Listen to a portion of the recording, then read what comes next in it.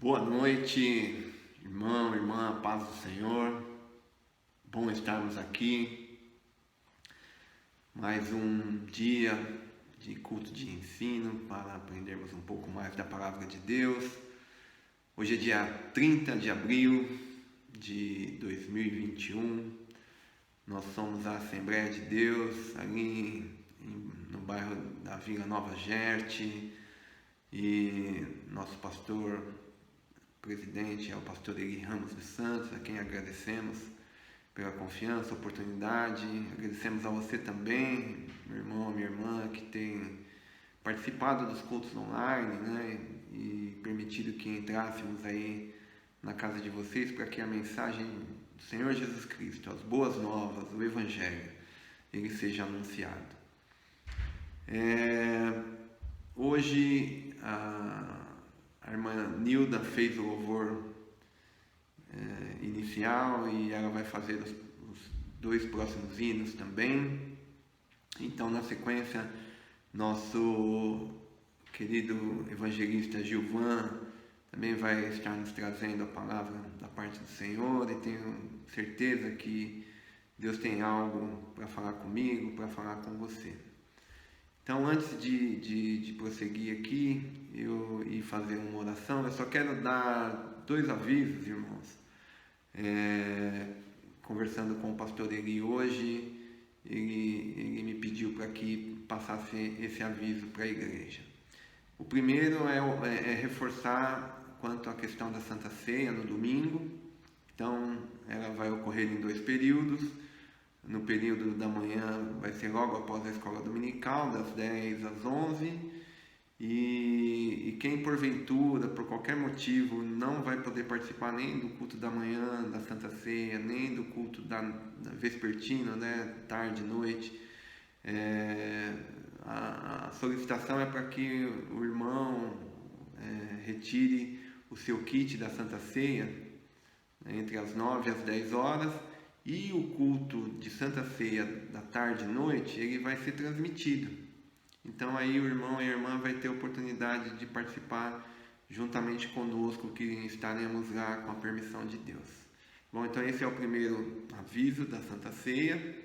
E o segundo é que saiu o decreto aqui do Estado de São Paulo, e a questão da restrição de horário ainda foi mantida até o dia 9 de maio, ou seja, semana que vem ainda teremos os nossos cultos nesse formato aqui. Na quarta-feira o culto público, né? O culto que fazemos normalmente às quartas, e a sexta-feira que vem também, como hoje, né? Na próxima sexta-feira também será online, por conta de que a restrição ainda foi mantida.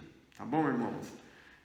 Fiquem atentos aí às nossas redes sociais aí, que qualquer coisa diferente disso que está sendo avisado hoje, a gente avisa pelos canais oficiais ali que temos nos comunicado. Amém?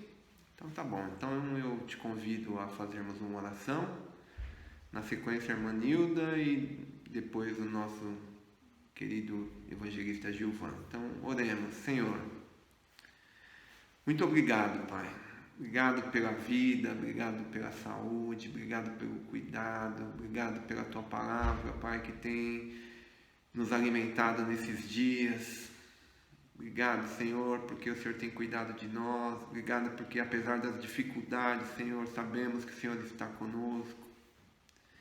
E se o Senhor é por nós, quem será contra nós, Pai? Obrigado por essa segurança. Obrigado pela confiança que temos em Ti, Pai.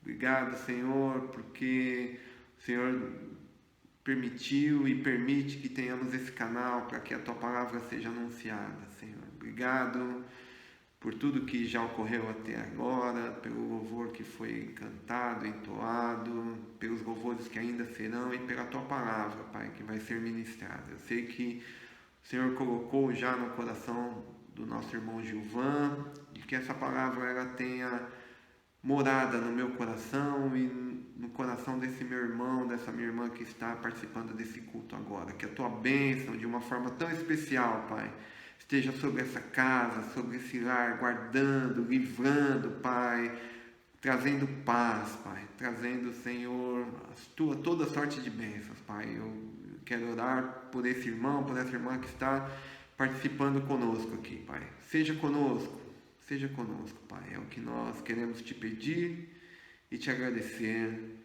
no nome de Jesus Cristo. Amém. Amém, irmãos. Glória a Deus. Na sequência, a nossa irmã Hilda, Jesus, a nossa irmã Nilda, minha sogra. Nossa irmã Nilda, ela vai entoar o hino de número 124, tá bom? Então, como de costume, vai aparecer aí a letra, acompanhe, cante, louve ao Senhor. Deus seja louvado pela sua vida, meu irmão.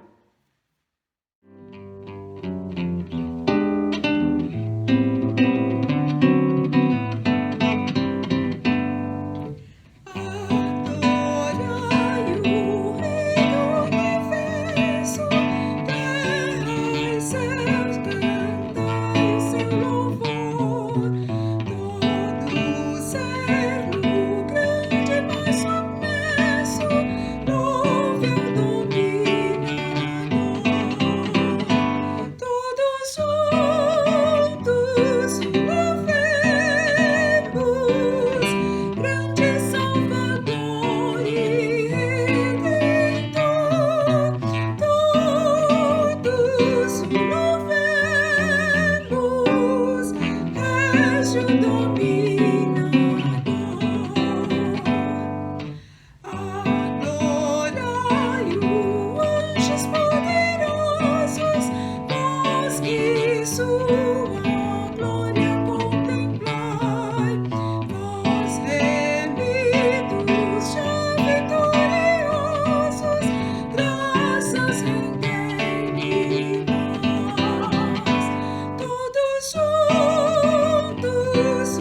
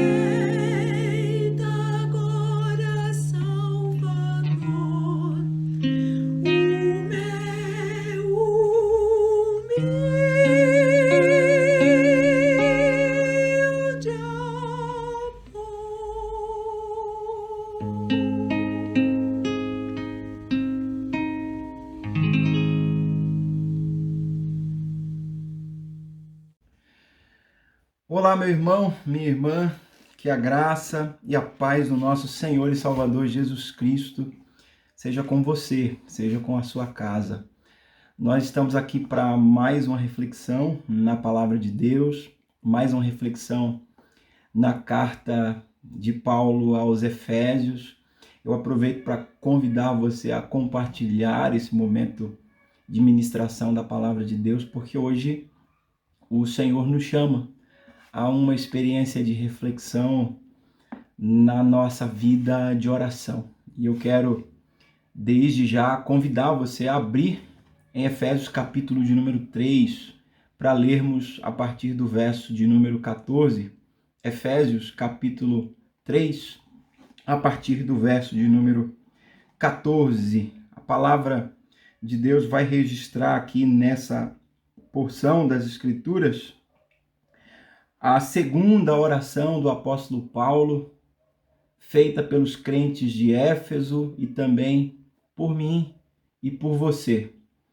Paulo orando pelos crentes de Éfeso e por mim e por você, diz assim: por causa disso, me ponho de joelhos perante o Pai de nosso Senhor Jesus Cristo, do qual toda a família nos céus e na terra toma o nome, para que, segundo as riquezas da sua glória, vos conceda que sejais corroborados com poder pelo seu Espírito no homem interior, para que Cristo habite pela fé nos vossos corações, a fim de, estando arraigados e fundamentados em amor, poderdes perfeitamente compreender com todos os santos qual seja a largura e o comprimento, e a altura e a profundidade, e conhecer o amor de Cristo que excede todo o entendimento, para que sejais cheios de toda a plenitude de poder. Ora, aquele que é poderoso para fazer muito mais abundantemente além daquilo que pedimos ou pensamos, segundo o poder que em nós opera, a esse glória na igreja, por Jesus Cristo, em todas as gerações e para todo sempre. Amém e amém. Queridos, hoje nós vamos meditar sobre essa oração paulina e eu começo essa reflexão convidando você a pensar, a meditar no conteúdo das suas orações. Você já parou para pensar nas coisas que você, pela fé, coloca diante de Deus em orações? E eu pergunto isso porque, olhando para os modelos bíblicos, para as pessoas que registraram as suas orações e elas ficaram preservadas nas páginas das Escrituras Sagradas, olhando para esses modelos, eu me deparo com orações que dificilmente pessoas comuns, pessoas normais, pessoas com uma fé natural ousariam fazer. Existem orações que somente pessoas com uma fé extraordinária são capazes de fazer. E inicialmente eu também separei aqui alguns exemplos dessas orações das páginas da Bíblia Sagrada. Por exemplo, a Bíblia fala de um homem chamado Jabez. Em 1 Crônicas, capítulo 4, 9 e 10, numa daquelas genealogias, daqueles textos que são seguidos por diversos nomes de pais, de avós, de bisavós, de tataravós, aparece o nome de um homem chamado Jabez. E não há apenas a menção desse nome, seguida da menção de quem foi o pai dele ou avô dele. Lá em 1 Crônicas 4, capítulo 4, versos 9 e 10, está dito: e foi Jabez mais ilustre que seus irmãos. E sua mãe deu-lhe o nome Jabez, dizendo: porquanto com dores o dei à luz, porque Jabez invocou o Deus de Israel, dizendo: se me abençoares muitíssimo, e aí está a ousadia da oração, e os meus termos ampliardes, e a tua mão for comigo, e fizeres o que que fizerdes que do mal eu não seja afligido.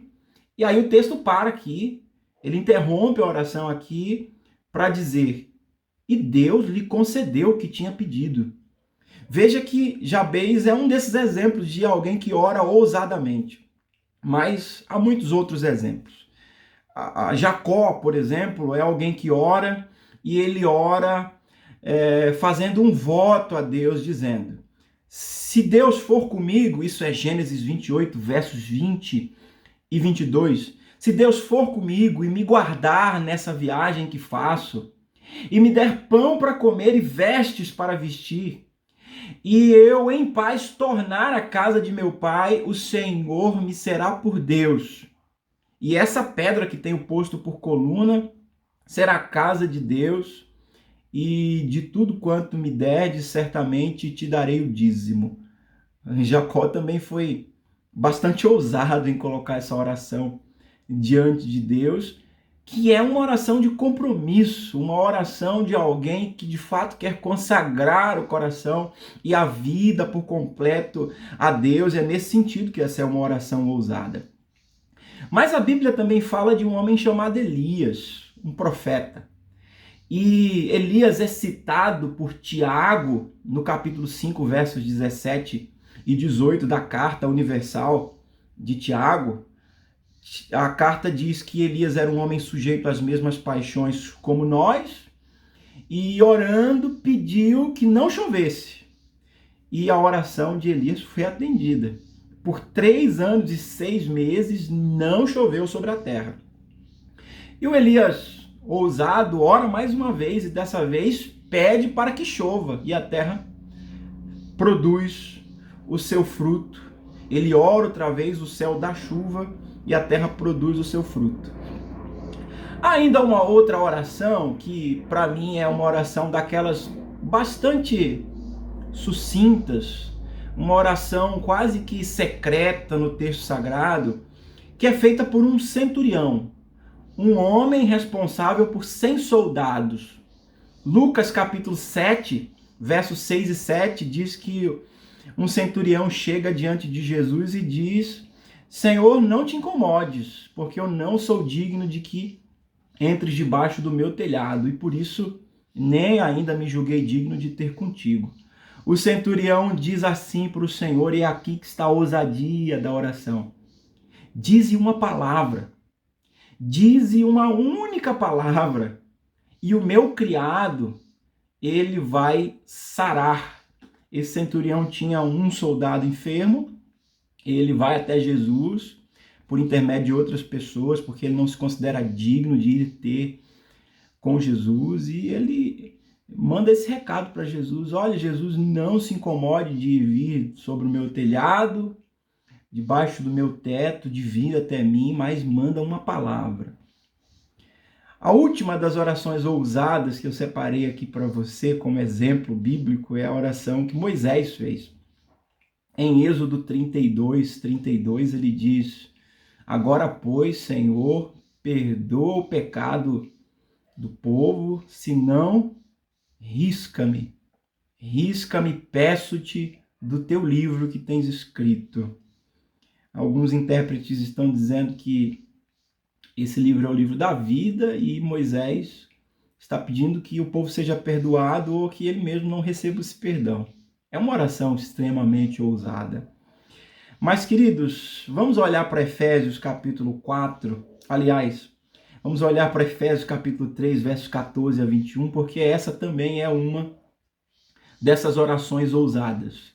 Essa, sem sombra de dúvida, é uma dessas orações que poucas pessoas são capazes de fazer e têm fé suficiente para fazer. Perceba aí no verso 14 que Paulo começa a sua oração dizendo: por causa disso. E a pergunta é: por causa do que, Paulo? Ele acabou de pedir que os crentes em Éfeso não desfaleçam diante das suas tribulações. Ele fala com os crentes sobre não desfalecerem, mas ele também fala com Deus para que não deixe os crentes desfalecerem. Nisso, Paulo nos ensina uma lição preciosa. Nós não podemos nos levantar para falar para os homens a respeito de Deus sem também falar com Deus a respeito dos homens. Paulo ora por esses crentes de Éfeso ao mesmo tempo que os encoraja em Deus. Ele diz: por causa disso, eu me ponho de joelhos. E quando ele diz eu me ponho de joelhos, é claro que ele está nos ensinando qual é a maneira correta como o nosso coração deve se colocar diante de Deus. Queridos, é possível que a gente dobre os joelhos, mas o nosso coração continue soberbo, altivo, orgulhoso, autossuficiente diante de Deus. O que nós precisamos prostrar perante o Senhor são o nosso coração. É o nosso coração, de modo que, prostrando o nosso coração, queridos, os nossos joelhos físicos também vão se prostrar em reverência e em adoração àquele que é todo-poderoso. Ele diz: por causa disso me ponho de joelhos. Ele vai dizer perante quem se coloca de joelhos. Ele diz: eu me coloco de joelhos diante do Pai de nosso Senhor Jesus Cristo, o qual toda a família nos céus e na terra toma o nome. Ele se coloca diante de um Deus que é Pai. De um Deus que é Pai daquele que demonstrou o maior amor por nós, o Senhor Jesus. Ele se coloca de joelhos diante do Deus que é Pai, de Jesus, diante de quem toda a família toma o nome. Quando nós oramos a Deus, o Pai, nós oramos em nome de Jesus. E ao fazer essa pequena introdução à sua oração, Paulo coloca aí nesse texto pelo menos 4 pedidos em favor dos crentes de Éfeso, em favor da minha vida e da sua vida 2000 anos depois que essa carta foi escrita. Paulo vai pedir, em primeiro lugar, no verso 16, que aqueles crentes sejam fortalecidos no poder. Ele diz assim: eu me ponho de joelhos perante o Pai do nosso Senhor Jesus Cristo, do qual toda a família toma o nome, no verso 16, para que, segundo as riquezas da sua glória, ele vos conceda que sejais corroborados com poder pelo seu Espírito, o Espírito Santo, no homem interior. Paulo está pedindo que aqueles crentes recebam um poder que se manifesta não fora de nós, mas dentro de nós. Um poder que transforma o nosso homem interior. Um poder que nos fortalece, sim. Um poder que nos capacita, sim, para viver tudo aquilo que Deus planejou para nós. O fortalecimento em poder que nós experimentamos é, por sua vez, resultado das riquezas da glória de Deus. Você está percebendo a profundidade dessa oração, meu irmão? A ousadia dessa oração, meu irmão? Paulo pede que o poder de Deus se manifeste no nosso homem interior, de modo que eu e você possamos manifestar na nossa vida as riquezas da glória de Deus. E lembrem-se que Paulo já falou de poder nessa carta, e eu não canso de repetir. Paulo está falando de poder nos mesmos termos do poder que ressuscitou Jesus dentre os mortos. Paulo está falando de um poder que nos vivificou junto com Jesus, aleluia. Paulo está falando de um poder que opera no nosso homem interior e que nos é dado pelo Espírito Santo, o Consolador, acerca de quem Jesus havia dito que viria e que nos capacitaria para viver e para guardar tudo aquilo que ele nos ensinou. Então presta atenção, meu irmão e minha irmã, você que talvez enxergue a vida cristã como algo difícil demais, você que talvez enxergue a trajetória e a caminhada com Cristo como algo difícil demais, eu queria dizer para você que você está certo. É difícil demais quando a gente caminha sozinho, na força do nosso braço, quando a gente tenta viver a vida cristã com base em teorias humanas, quando a gente confunde a vida cristã com autodisciplina, é difícil demais. Mas quando a gente depende do poder de Deus e da capacitação que vem do Espírito Santo de Deus, você vai perceber que é possível sim. Por isso que nós podemos ser ousados na nossa oração e orar, meu irmão e minha irmã, para que o poder de Deus se manifeste na nossa vida por intermédio do Espírito Santo em nosso homem interior, nos transformando e manifestando as riquezas da glória de Deus através da nossa vida. Mas Paulo não para aí. Ele pede para que sejamos revestidos de poder, mas pede também para que Cristo habite pela fé nos nossos corações. Isso significa que Cristo tenha em mim e em você uma verdadeira casa, uma verdadeira morada. Paulo está pedindo aqui que Cristo faça da nossa vida o seu tabernáculo, o seu lugar de moradia. Ele não quer que Cristo viva em nós como alguém que vive em um hotel, porque em um hotel a gente entra, faz check-in e faz check-out, é tudo planejado, é tudo calculado. Paulo quer que Cristo habite permanentemente na nossa vida, aleluia, que as nossas atitudes manifestem Cristo a todo momento e em todo tempo. Aí ele não para aí, ele diz que Cristo habite pela fé, mediante a fé de vocês, nos nossos corações, nos corações de vocês, mas Paulo pede ainda, em terceiro lugar, que os crentes vivam vidas em amor. Ele diz, para que Cristo habite pela fé nos vossos corações, e no verso 17 ainda ele diz, a fim de estardes arraigados e fundamentados em amor. Porque para Paulo, queridos irmãos e irmãs, o resultado de Cristo habitando pela fé nos nossos corações é uma vida que se manifesta em amor. Não é uma vida que se manifesta em poder nos termos do mundo, porque para o mundo alguém que é poderoso é alguém que manda, é alguém que ordena, é alguém que impõe. Para o mundo, alguém que é poderoso é alguém que se sobrepõe a você, te abate, te humilha. Isso é o conceito mundano, equivocado, na perspectiva divina, do que vem a ser poder. Porque o poder acerca do qual Paulo está se referindo aqui é o poder que se manifesta em amor. Como o amor de Deus que se manifesta por nós é um amor poderoso. Então, Paulo usa aqui duas figuras ainda para explicar essa vida em amor que nós experimentamos em Cristo. Ele usa a figura de uma árvore arraigada, ele usa a figura de um edifício fundamentado. A árvore arraigada, né, com raízes profundas, um edifício fundamentado com um firme alicerce. E Paulo destaca quais são os resultados dessa vida arraigada e fundamentada em amor? Quais são os resultados dessa vida com raízes profundas, como a de uma árvore, penetrando o solo, sustentando e nutrindo a árvore, ao mesmo tempo que ele fala do edifício que se mantém de pé pelo firme fundamento que é construído.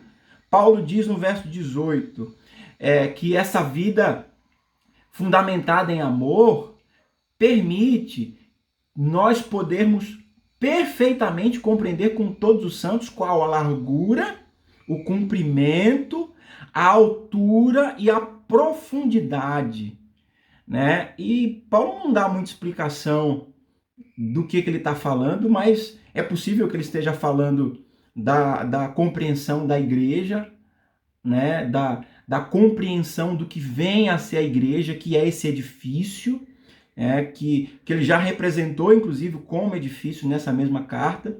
É possível que Paulo esteja falando de compreensão do mistério que ele já revelou, que é Cristo. É possível que Paulo esteja falando da cruz. Aliás, o saudoso pastor e doutor Russell Shedd explica que essa referência que Paulo faz à largura, ao comprimento, à altura e à profundidade é uma referência à cruz. A cruz é esse instrumento de amor de Deus E Paulo, portanto, na percepção do Dr. Chet, estaria orando aqui para que compreendêssemos a cruz. Ele vai mais adiante para sugerir que essa compreensão do amor e essa vida fundamentada em arraigada em amor nos proporciona conhecer o amor de Cristo, que excede todo entendimento. E há aqui um paradoxo. Paulo está dizendo que essa experiência de vida fundamentada e arraigada em amor, e é claro que a referência aqui é o amor de Deus, permite que a gente compreenda o que não é possível de ser compreendido.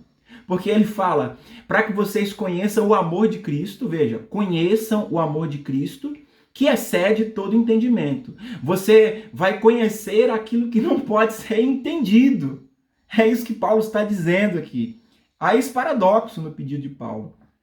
Mas ele coloca ainda aqui diante de nós um quarto pedido no verso 19. Ele pede para que aqueles crentes sejam cheios de toda a plenitude de Deus. E é interessante que ele vem fazendo pedidos ousadíssimos.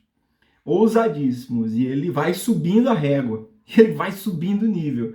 Agora ele está pedindo no verso 19, para que vocês sejam cheios de toda a plenitude de Deus. Você consegue perceber isso, meu irmão e minha irmã?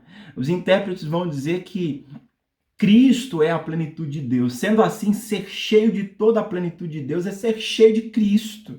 É ter Cristo habitando em nós, morando em nós, manifestando-se em amor através de nós.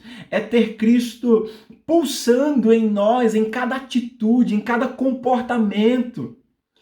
E aí, meu irmão, quando a gente pensa que Paulo já foi longe demais nessa oração, ele termina os seus pedidos colocando diante de nós uma doxologia, uma espécie de cântico de louvor, de adoração, de exaltação a Deus na forma de alguns versos. Ele diz aí no verso 20 e 21, depois de ter pedido para que os crentes sejam cheios de poder, depois de ter pedido para que os crentes vivam em amor, depois de ter pedido para que os crentes manifestem toda a plenitude de Deus, ele diz assim, ora, aquele que é poderoso para fazer tudo, muito mais abundantemente além daquilo que pedimos ou pensamos, segundo o poder que em nós opera, a esse glória na igreja, aleluia,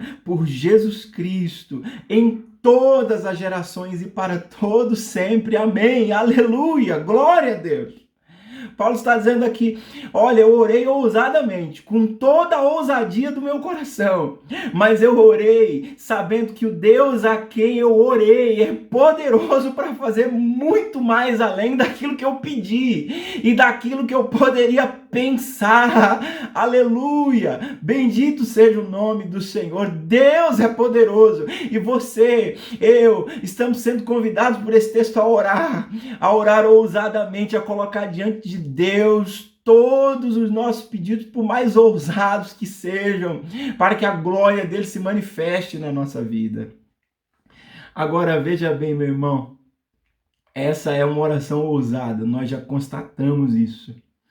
Mas o que a gente pode aprender com ela? Eu queria caminhar para o final dessa meditação, citando aqui algumas perguntas de aplicação para você.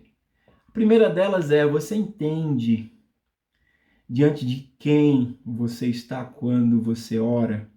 Você entende isso? Diante de Deus, sim. Paulo diz, eu me ponho de joelhos diante do Deus e Pai do nosso Senhor Jesus Cristo. Diante de Deus, essa poderia ser uma resposta que satisfaria o nosso coração. Mas para pessoas que talvez tivessem na sua cultura reflexos do paganismo que viveram outrora, que concebiam a existência de vários deuses, dizer assim, eu me coloco diante de Deus, poderia ser algo que não fizesse tanto sentido para ela. dizer assim, eu me coloco diante de um ser que é poderoso, mais poderoso do que os humanos mortais, eu me coloco diante de Deus, poderia não bastar para aquelas pessoas. Então eu reforço a minha pergunta. Você entende diante de quem está quando ora? Sim, é diante de Deus, de um ser todo-poderoso. Porém, mais do que isso, você se coloca diante de um Deus Pai. E Pai daquele que nos amou de tal maneira, mas de tal maneira que deu a sua própria vida por nós. Diante de um Deus todo-poderoso, mas que concilia em seu ser poder e amor. E eu insisto, queridos, essa é uma reflexão que sempre me toma o coração. Se a gente dissesse assim, eu sirvo a um Deus que é todo-poderoso, mas não é amoroso, eu teria medo de servir esse Deus.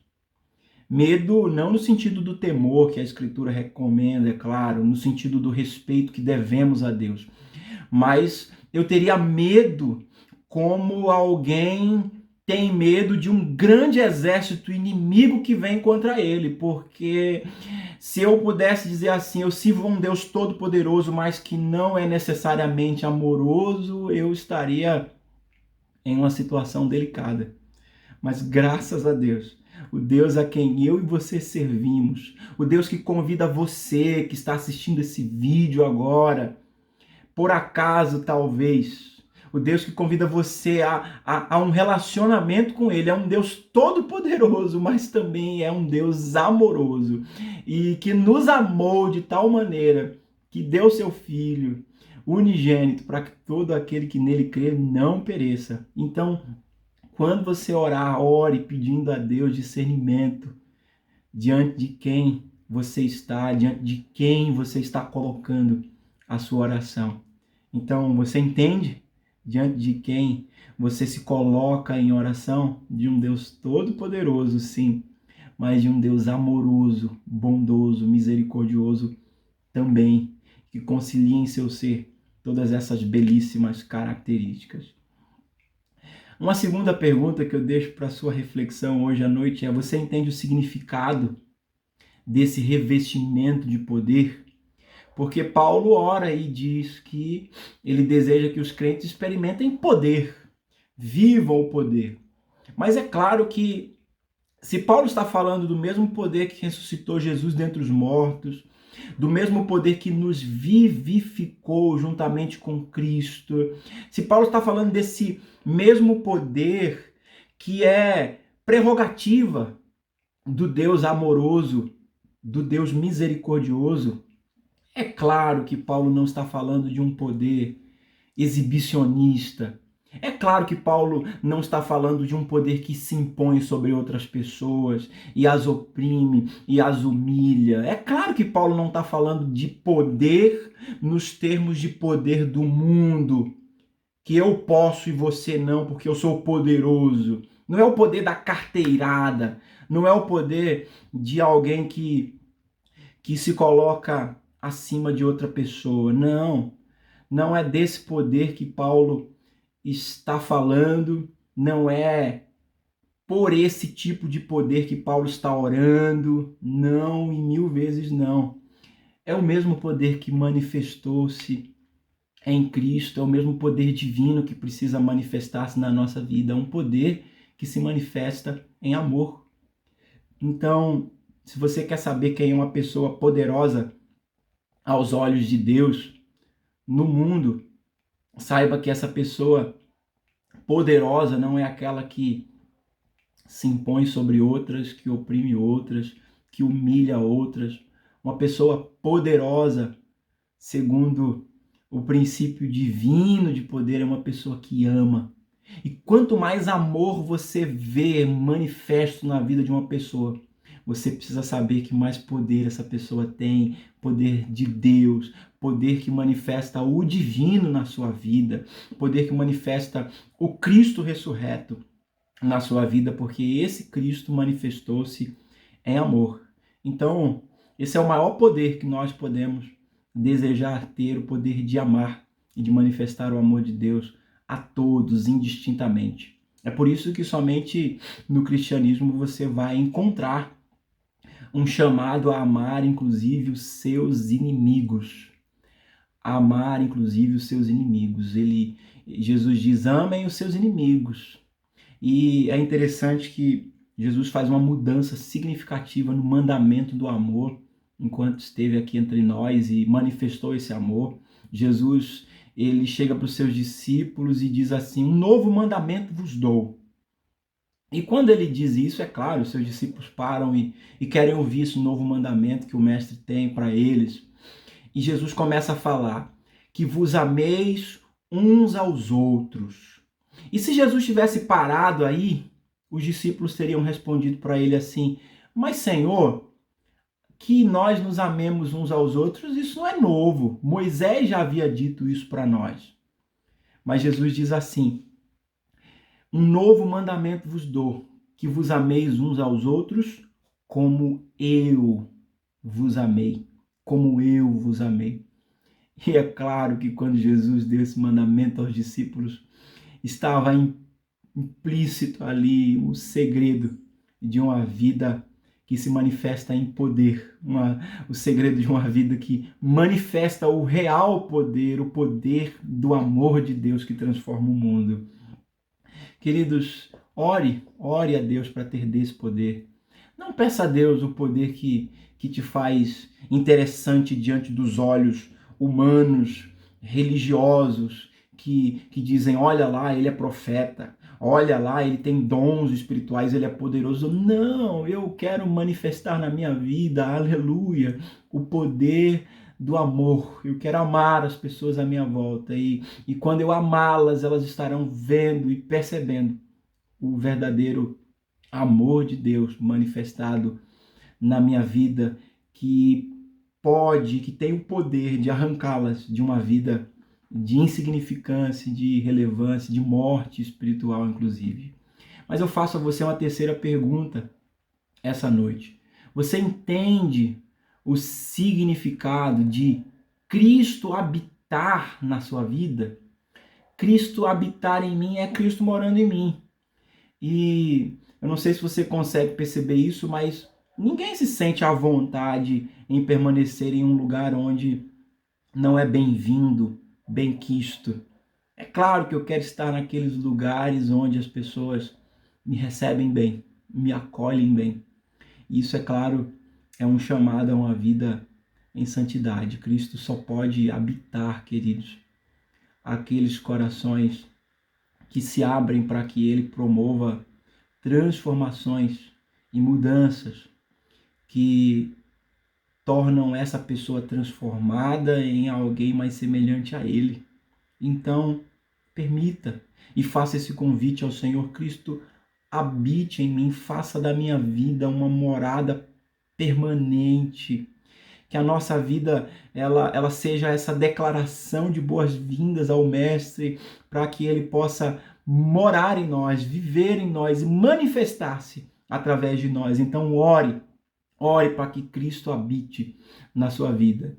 A quarta pergunta que eu quero deixar como reflexão para você hoje à noite é: você entende o significado desse viver arraigado e fundamentado em amor?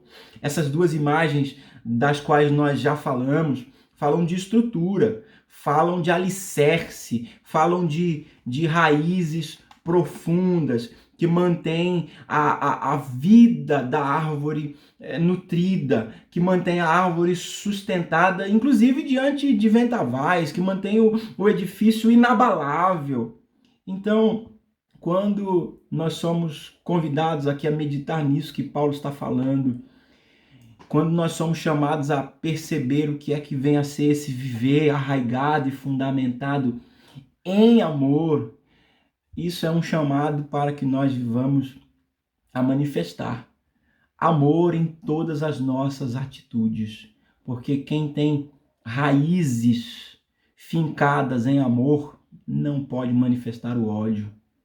Quem é um edifício alicerçado em amor não pode deixar de abrigar mesmo aqueles que talvez não sejam dignos da nossa compaixão, não pode deixar de manifestar amor em seu cuidado. Nós vivemos dias difíceis, queridos. Nós vivemos dias em que o ódio manifesta-se a todo tempo, a todo momento, de maneiras duras, cruéis. As redes sociais estão repletas disso, da promoção do ódio, da cultura do cancelamento. Nós estamos vivendo tempos em que o ódio parece que é o correto. Eu já ouvi e li diversas vezes em redes sociais, por exemplo, alguém dizendo lá, ó, bandido morto, mais um CPF cancelado. Uma expressão que banaliza a vida e que manifesta o ódio. É verdade, aquele que plantou o ódio e que talvez esteja colhendo o ódio, mas essa é apenas a reação natural dos homens e nós somos chamados a viver de modo sobrenatural, manifestando amor em tudo que fazemos, ou seja, estando arraigados e fundamentados em amor. Nós precisamos promover, queridos, amor e filtrar no nosso coração as atitudes que temos e que tantas vezes são inconscientes, que possam de alguma forma estar promovendo o ódio e não o amor. Então, peça a Deus para que a sua vida seja profunda em amor. A quinta pergunta que eu deixo para a sua reflexão hoje à noite é: você entende o que significa ser cheio da plenitude de Cristo? Aleluia, aleluia! Ser cheio da plenitude de Cristo, queridos, é caminhar de tal maneira que as pessoas elas não nos vejam, mas vejam Cristo manifestando-se em nós. Enquanto eu preparava essa meditação, eu me lembrei do testemunho de missionários que foram ao campo e que foram preceder outros missionários que iriam posteriormente.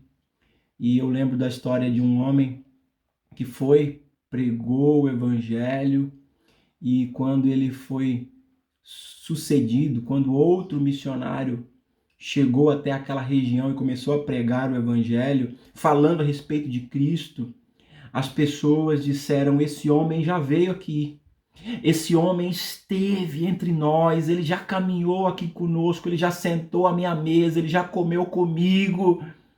Mas aquele missionário estava falando de Cristo. E como seria possível que Cristo tivesse ido até aquele vilarejo, até aquele ambiente, até que ele percebeu que, na verdade, o testemunho da plenitude de Cristo habitando na vida daquele missionário que o precedeu foi tão profundo, aleluia, que as pessoas tiveram a impressão de que elas já haviam estado com Cristo por causa da maneira como a vida dele manifestou-se entre aquele vilarejo, entre aquelas pessoas. Eu lembrei dessa passagem e também lembrei de um livro que li há tempos atrás, que talvez suscite ao nosso coração a pergunta que eu tenho que fazer para mim todos os dias, a todo momento, a cada decisão que eu tenho que tomar. É a pergunta que traduz o que talvez venha a ser Cristo habitando plenamente, ou a plenitude de Cristo manifestando-se plenamente na minha vida, ou ser cheio dessa plenitude de Cristo. O título do livro é Em Seus Passos, o que faria Jesus? Então, em seus passos, o que faria Jesus é a pergunta que eu faço para mim mesmo quando preciso tomar a decisão e quero saber se aquilo agrada ou não ao Senhor, se aquilo manifesta ou não a plenitude de Cristo através da minha vida. Então, ore a Deus, peça a Ele que lhe dê essa experiência, a experiência de ser cheio da plenitude de Cristo, de ser cheio da plenitude daquele que é amor, graça, misericórdia, bondade, benignidade. Peça a Deus essa experiência. E por fim, você entende o que vem a ser muito mais daquilo que pedimos ou pensamos? Porque Paulo terminou a sua oração assim.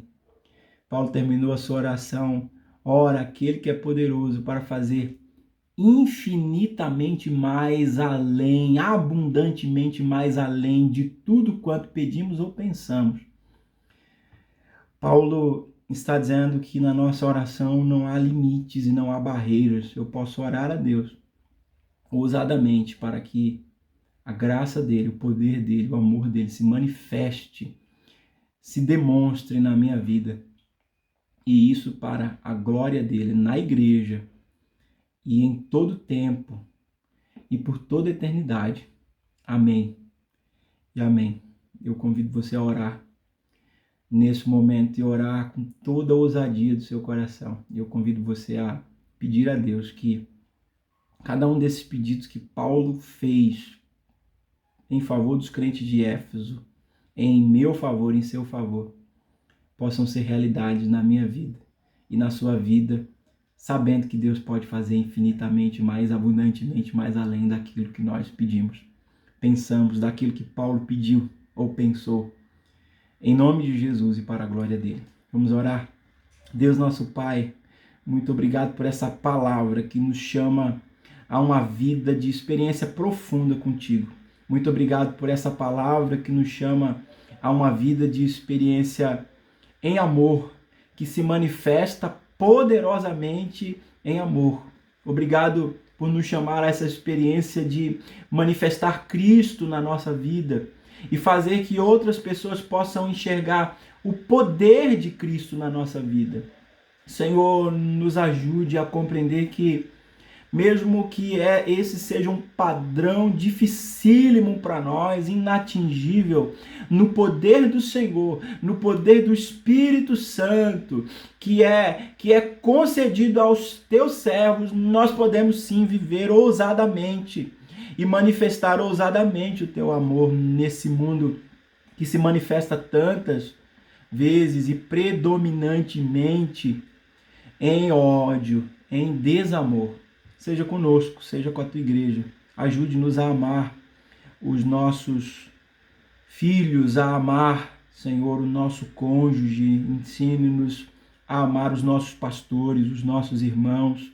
Ensina-nos, Senhor, a amar aquele que nos aborrece, a amar aquele que nos ofende, a amar aquele que nos fere. Nos ensine, Senhor, a retribuir com amor aqueles que estão semeando em nossa vida sementes de ódio. Ensina-nos, Senhor, a jamais nos deixar vencer pelo mal, mas vencer o mal com o bem. Nos ajude a ser uma igreja, uma comunidade que manifesta o teu amor em cada atitude da nossa vida. Essa é a nossa oração, Senhor. E por mais ousada que seja, nós cremos que o Senhor é poderoso para fazer infinitamente mais além daquilo que nós acabamos de pedir, daquilo que nós já pensamos em algum momento da nossa vida ou que ainda pensaremos a respeito do que vem a ser esse viver conforme a plenitude de Cristo. Sabemos que o Senhor é poderoso e por isso te damos honra, glória e louvor para todo sempre, por Cristo Jesus. Amém e amém. Que Deus abençoe você, que Deus abençoe a sua casa, que Deus abençoe as suas experiências de oração e que o amor dele, o nosso Pai, que a graça do nosso Senhor Jesus Cristo, que a comunhão e as consolações do Espírito Santo que nos reveste de poder seja conosco hoje e sempre. Amém e amém.